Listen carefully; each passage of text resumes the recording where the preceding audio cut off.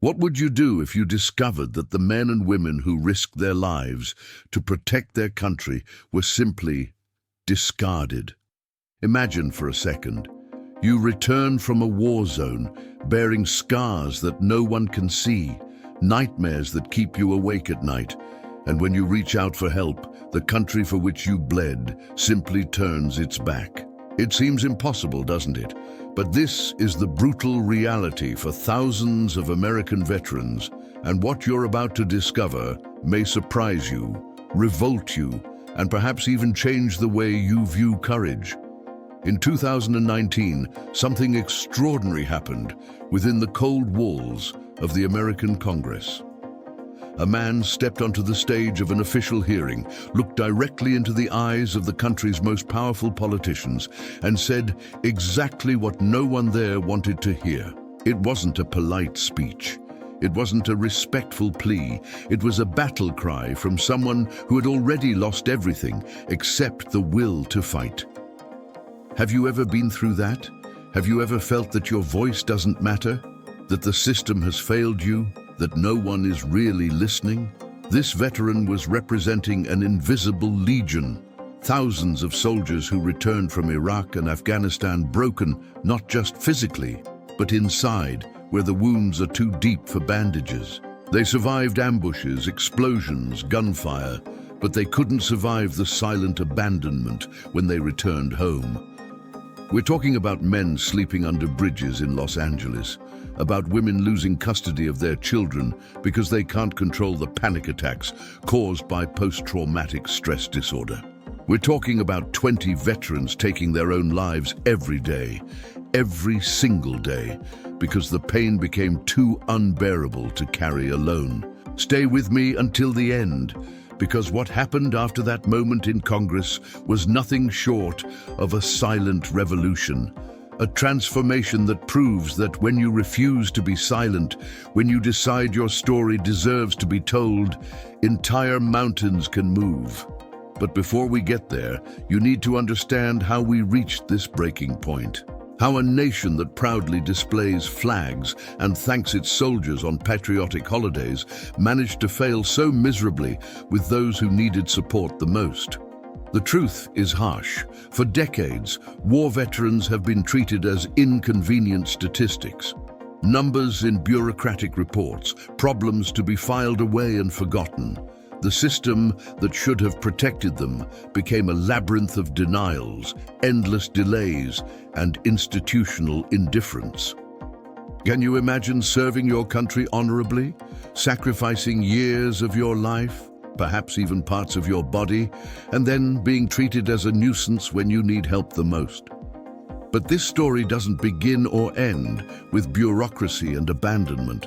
It begins with a man, let's call him James, who decided he had lost too many friends, cried at too many funerals, watched too many comrades crumble. And when he lost his best friend to suicide, something inside him broke in a different way. It didn't break him into pieces, it broke him open.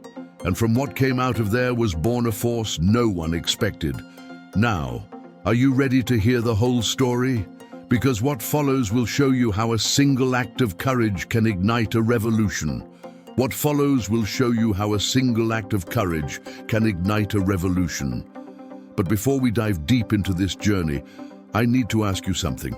Seriously, if you're feeling something right now, whether it's anger, sadness, hope, or even rage, leave a comment below describing what has touched you the most so far. Do you know any veterans? Have you ever been in a situation where you felt abandoned by a system that was supposed to protect you? Your story matters. Your voice matters. And believe me, when you share your experience below, you're not just feeding the algorithm. You're creating a community of people who care, who feel, who want to see real change in the world.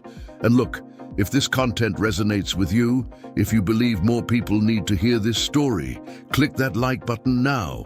It's not just a mechanical gesture. Each like is a sign that this type of story, raw, real, unfiltered, deserves to be told. That's what makes this channel grow and reach more people who, like you, want more than empty entertainment. They want content that transforms, that informs, that connects. And if you're not subscribed yet, now's the time. Because every week I bring you real stories of ordinary people who have done extraordinary things. Lives transformed by pain, by overcoming adversity, by refusing to accept the unacceptable. Your subscription here isn't about me.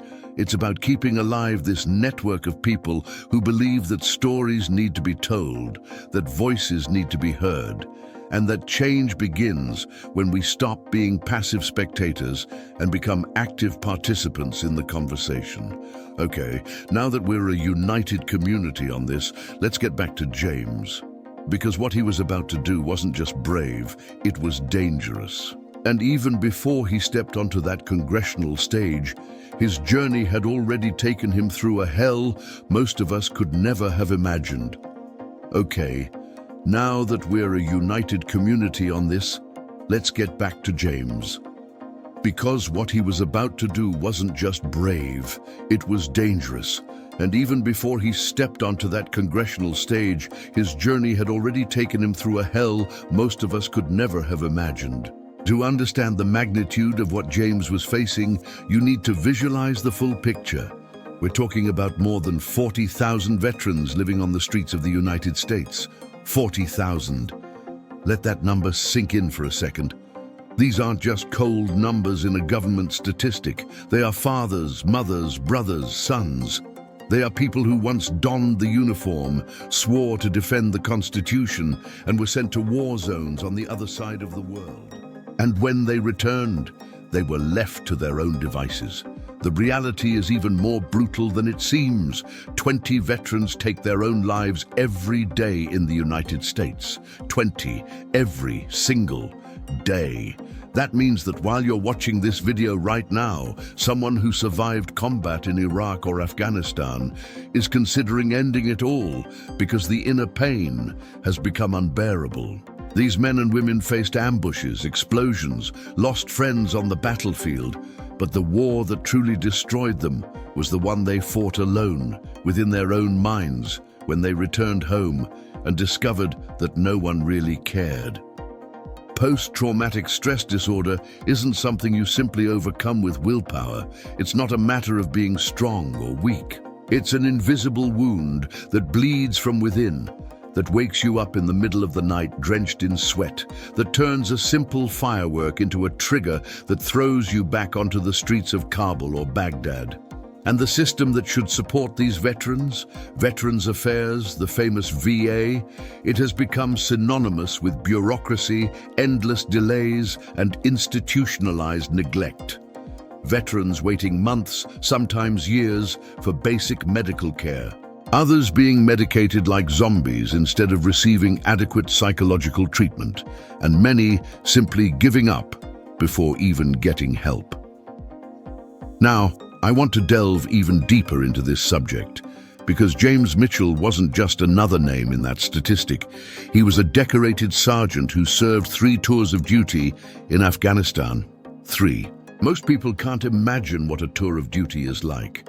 6, 9, 12 months living under constant threat of death, seeing things no human being should ever see, making impossible choices that haunt you for the rest of your life. And James did it 3 times. He returned to Phoenix, Arizona, with medals on his chest and demons in his head. When James landed on American soil for the last time, he was convinced the hard part was over. He had survived. He was alive. He was home. But the hidden truth that no one tells soldiers is that coming home is sometimes harder than being in the war zone. Because there, on the battlefield, everything makes sense in a distorted way. You know who the enemy is, you know what your mission is, you know your platoon mates will cover you. But at home you are alone, and the war you fight is against yourself. James couldn't sleep. The nightmares were so intense that he avoided closing his eyes. He would jump at any loud noise. He became paranoid in public places, always calculating escape routes, always assessing threats that didn't exist. He tried to get a job, but the interviews were a disaster. How do you explain to a human resources manager why you have lapses in concentration? How do you justify why you sometimes need to leave the room because you're having a panic attack? He couldn't.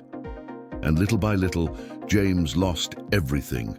First his job, then his apartment, then his dignity. Jobless, homeless, hopeless. But James had something that many veterans in that situation had already lost. He had anger, and it wasn't destructive, chaotic anger. It was a crystalline, focused anger that said, "I don't deserve this. We don't deserve this." That anger was what kept him alive when everything inside him screamed to give up. It was what prevented him from becoming just another number in that statistic of 20 suicides a day. James decided that if he was going to die, it wouldn't be in silence. He was going to scream, and the whole world would hear. But James's story can't be told without talking about the other stories around him, because this wasn't an individual journey. It was a silent epidemic devouring generations of veterans. Let me tell you about Marcus, James's best friend in Afghanistan. Marcus was the guy who kept the platoon's morale high, always with a joke ready, always making everyone laugh even in the tensest situations. He saved James's life twice in combat. Twice. And when they returned home, James vowed he would be there for Marcus, no matter what. But life had other plans. Marcus returned to Los Angeles and quickly spiraled downward. PTSD hit him like a freight train. He started drinking to fall asleep. The drinking led to drugs. The drugs led to the streets. James tried to help, tried to hold his friend together, but Marcus was drowning and dragging everyone else down with him. In less than 2 years, Marcus was sleeping under a bridge in Skid Row, that infamous area of Los Angeles where thousands of homeless people crowd together in subhuman conditions. James visited him whenever he could, brought food, tried to convince him to seek help. But Marcus always said the same thing: "Brother, the system doesn't care about us. We're a problem they want to forget." And he was right. Because when Marcus finally decided to seek help through the VA, he was placed on an 8-month waiting list for addiction treatment. 8 months. For a heroin addict with severe PTSD, 8 months can be a death sentence, and that's exactly what it was. Marcus died of an overdose 3 months later, alone under that bridge, while waiting for treatment that never came. When James received the news, something inside him cracked. It hadn't completely broken yet, but it had cracked. And it wasn't just Marcus. There was the story of Sarah, a veteran who served as a combat medic in Iraq. Sarah had seen horrific things: soldiers bleeding to death in her hands, wounded civilians begging for help she couldn't give, children mutilated by explosions. She returned home to Dallas with her mind shattered. The panic attacks were so intense she couldn't leave the house. She lost her job, and worst of all, she lost custody of her 2 young children because a judge decided she was emotionally unstable to be a mother.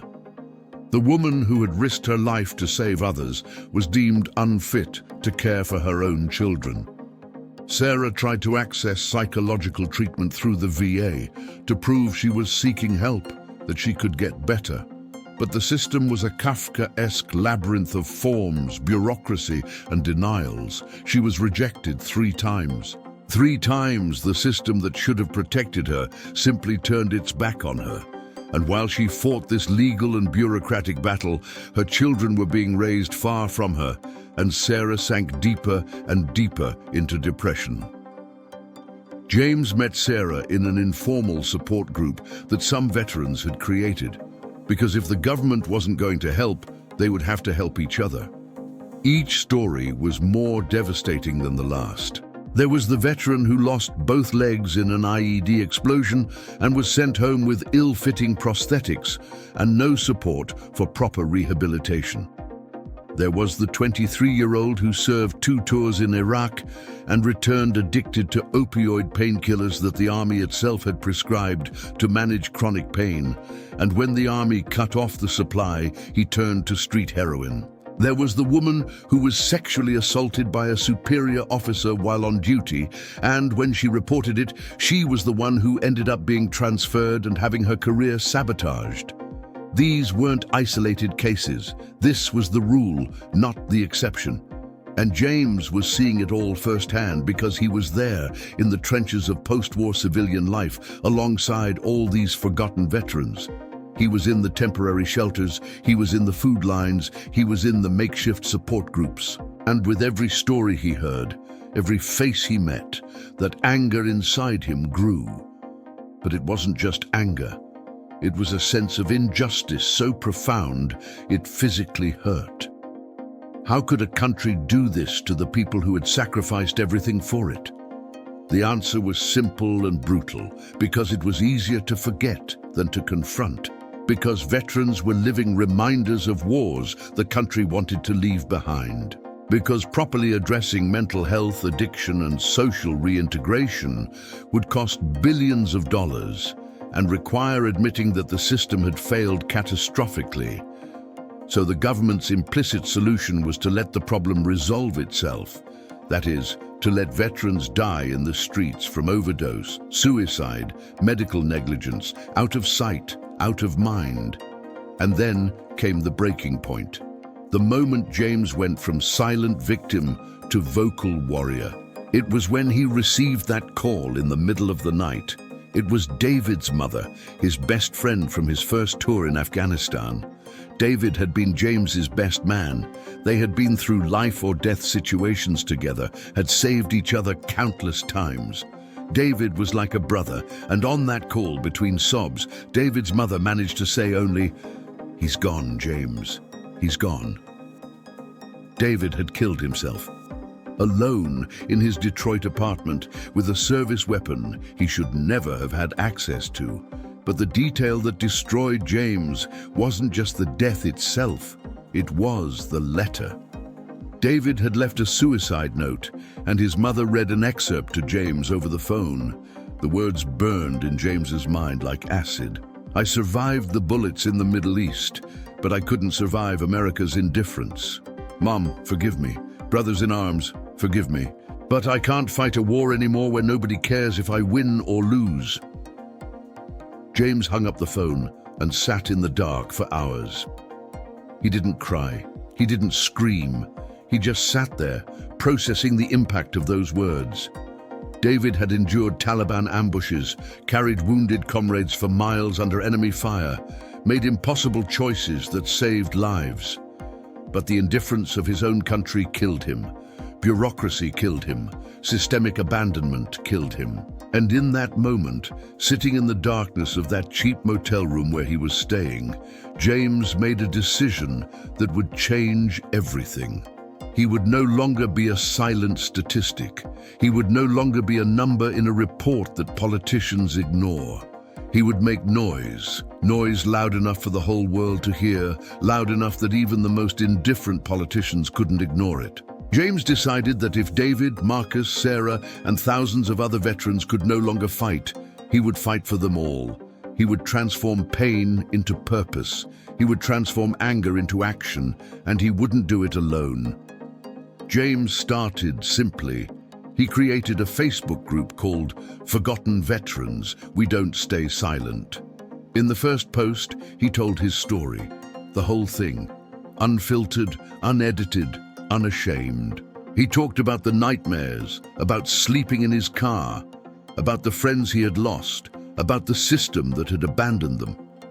He expected maybe a few dozen people to respond. In 48 hours, the group had 5,000 members. In a week, 20,000. The stories began to pour in. Veterans from all corners of the country sharing almost identical experiences, abandonment, neglect, hopelessness. But James knew a Facebook group wouldn't be enough. Social media is great for raising awareness, but real change requires real pressure. He started organizing First, there were small protests in front of local VA offices. Then it grew. Detroit, San Diego, Chicago, Seattle. Veterans began to unite in coordinated demonstrations. They weren't asking for charity. They were demanding what was rightfully theirs. Proper medical treatment, psychological support, reintegration programs that actually worked. The media began to pay attention. Local reports turned into national stories. And then came the opportunity James didn't even know he was waiting for. An invitation to testify at a congressional hearing on veterans care. When James received that official email, he could hardly believe it. He, a homeless veteran living in cheap motels and friends' houses, was going to sit in front of America's most powerful congressman and say exactly what they needed to hear. James spent weeks preparing his testimony. He didn't just want to tell his story. He wanted to represent all the forgotten veterans. He collected data, statistics, specific stories. He spoke with dozens of veterans, documented their experiences, memorized names and faces. Because when he stepped onto that stage, it wouldn't just be about him. It would be about David, Marcus, Sarah, and the 40,000 living on the streets. It would be about the 20 who would die that day, and the next and the next. And when the day finally arrived, James was more nervous than he had been on any combat mission he had ever participated in. Because in combat, you're fighting a visible enemy. But there, in Congress, he was fighting institutional indifference, politicians protecting their careers, a system that had every reason to keep sweeping the problem under the rug. James put on his only suit, borrowed from a veteran friend, and entered that hearing room with his heart racing and his hands trembling. When his turn came to speak, James adjusted the microphone, looked directly at those perfectly composed political faces, and began. His voice trembled, not from fear, but from raw emotion, from contained fury, from years of suppressed pain. And then he said the words that no one there wanted to hear. "Gentlemen of Congress, you send us to die in wars on the other side of the world. You put medals on our chests and call us heroes. But when we return broken, when we need you, you leave us to die in the streets. You send us to war, but you abandon us when we come back." The silence in the room was deafening. James continued, each word a hammer blow. "My best friend, David, killed himself because he couldn't get psychological treatment in time. Marcus died of an overdose, waiting 8 months for a spot in rehab. Sarah lost her children because the system that should have helped her decided she was the problem. And me? I'm here today not because the system worked, but because I was lucky enough to survive until now. But how many more will die while you debate budgets and play political games?" He presented data. He cited specific cases. He exposed the hypocrisy of a country that spends trillions on wars but fails to guarantee basic treatment for those who fought in those wars. And he ended with a direct challenge. "You want to call us heroes, then treat us like human beings.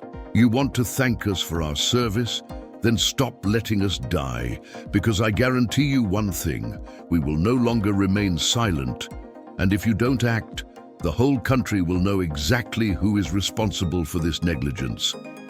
James's speech lasted less than 10 minutes, but those 10 minutes exploded like a bomb on social media. Someone had recorded and posted it on YouTube, and the video instantly went viral. In 48 hours, it had 5 million views. In a week, it surpassed 20 million.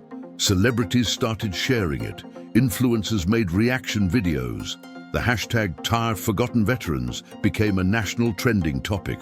Suddenly, the public pressure on Congress was massive, inescapable. Comment below, "James was right," if you believe this story needs to be heard by more people. But James knew that going viral on social media was just the beginning. Because the internet has a short memory and public outrage evaporates quickly. So he and the other veterans didn't stop. They kept the pressure on. They continued the protests, continued sharing stories, continued appearing on TV shows, podcasts, any platform that gave them a voice. And of course, the attacks came. Politicians began trying to discredit James. They said he was exaggerating, that the numbers were inflated, that the VA system wasn't as bad as he portrayed it. Bureaucrats came up with reports defending the status quo, saying that improvements were being implemented and that the process takes time. There are even other veterans, some genuinely divided on the methods of protest, others co-opted by the system, who publicly criticized James, saying he was politicizing suffering or causing division. James and his companions faced threats, anonymous messages telling him to shut up or suffer the consequences, attempts at defamation with people trying to find dirt in his past, trying to delegitimize his story. But here's the thing about someone who's already lost everything and decided they have nothing left to lose. You can't intimidate them. James had faced armed Taliban in Afghanistan. Internet trolls and cowardly politicians weren't going to make him back down. And you know what happened? The pressure worked. Not overnight. Systemic change never happens quickly, but it did. New laws were proposed and for the first time in decades, actually passed. Emergency funds were released specifically for veterans' mental health programs. The VA was forced to restructure its processes, reduce wait times, and hire more professionals specializing in PTSD. It wasn't perfect, not by a long shot. But it was real, tangible progress that saved lives, and the transformations began to appear. The veteran James met sleeping on the streets of Seattle, received proper treatment, recovered, and today works as a PTSD counselor helping other veterans. Sarah finally got the psychological support she needed, stabilized her life, and is fighting to regain custody of her children. And for the first time in years, she has real hope of succeeding. There's the amputee James met in Detroit, who not only received proper prosthetics, but also completed a marathon, proving to himself that reconstruction was possible. These stories of rebirth didn't happen because the system suddenly became perfect. They happened because someone decided to fight. Because James and thousands of other veterans refused to accept that their lives didn't matter.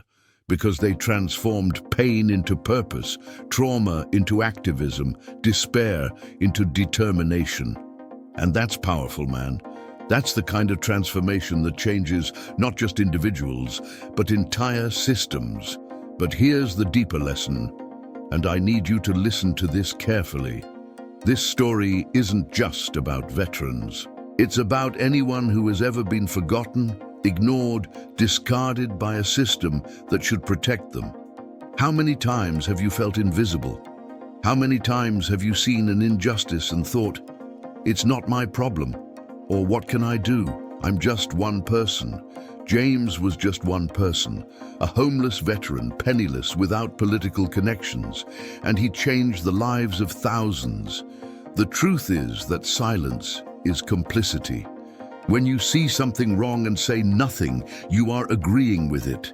When you witness suffering and turn a blind eye, you are allowing it to continue. And I know, life is hard. Everyone has their own problems. You can't save the world alone. But James taught us that you don't need to save the world alone.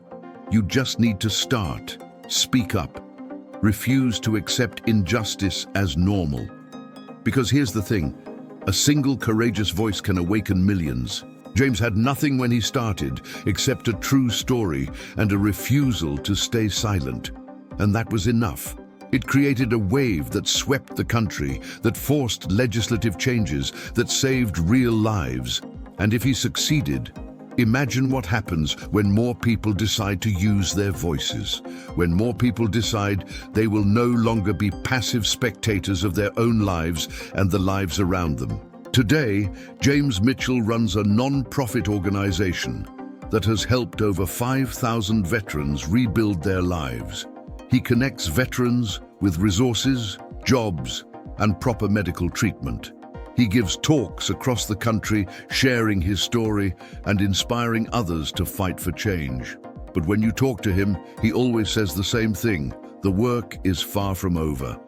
There are still thousands of veterans on the streets, in the shadows, fighting silent battles that no one sees. There are still flaws in the system, bureaucracy that kills, indifference that destroys. And the question remains, what about you? What silent battle are you fighting that no one knows about?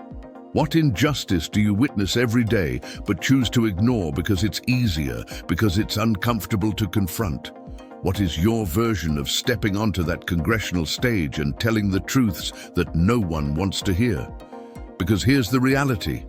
No change in history began with silence. All the great transformations, civil rights, labor rights, women's rights, all of them, began with someone deciding they were no longer going to accept the unacceptable.